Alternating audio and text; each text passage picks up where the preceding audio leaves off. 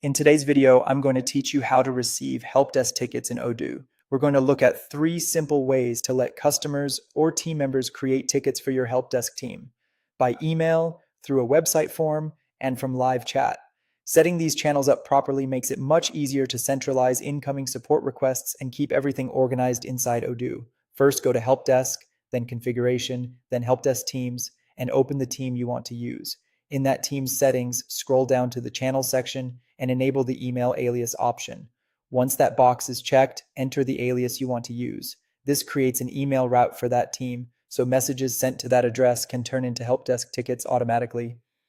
A useful detail here is that the email subject becomes the ticket title and the email body is added into the ticket's chatter. That means your team can immediately see the original request and begin responding without needing to manually copy anything over. Next, if you want customers to submit requests directly from your website, go back to Help Desk, then Configuration, then Help Desk Teams, and open the same team again. In the Channels section, enable the website form option. After you turn that on, you'll see a Go to Website Smart button appear. Click it to open the form and customize the fields as needed.